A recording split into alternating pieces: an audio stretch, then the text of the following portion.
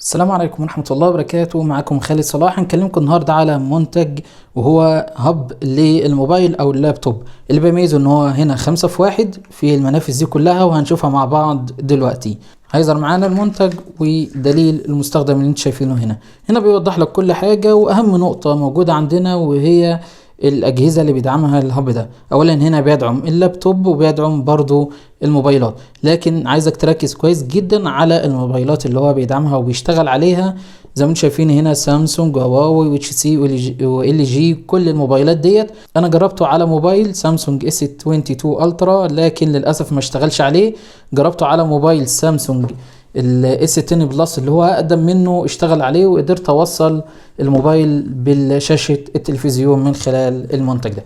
لو جينا بصينا على المنتج كده بشكل سريع، في الاول كده عايز اقول لك ان هو بيجي من خامة الالومنيوم، الخامة بتاعته كويسة، وبيجي بالكابل اللي انتوا شايفينه ده.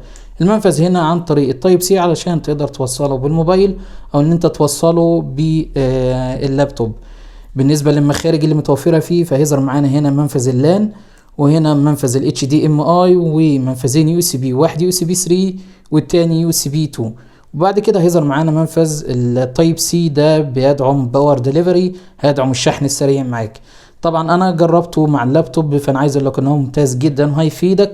برضو تقدر تستخدمه مع الموبايل، لكن مع الموديلات اللي هي مكتوبة هنا. زي ما انتم شايفين كده، احنا دلوقتي بعد ما وصلنا الموبايل اللي هو سامسونج اس 10 بلس من خلال الهب اللي احنا اتكلمنا عليه، هيشتغل معانا بسهولة جدا، وتقدر تستعرض شاشة الموبايل بتاعك على شاشة التلفزيون عندك بدون اي مشاكل، والجودة ممتازة جدا. لكن هو ما اشتغلش على موبايل سامسونج اس 20 الترا، يعني هو للأسف ما مش بيدعم الإصدارات الجديدة، بيشتغل بس على الإصدارات اللي كانت مذكورة في دليل المستخدم.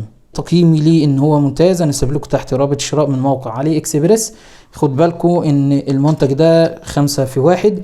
متوفر منه برضو منتج تاني اللي هو 8 في 1، في مخارج اكتر، فيها منفذ للميموري، وفيها يو اس بي اكتر من كده، وفيها 2 يو اس بي سي.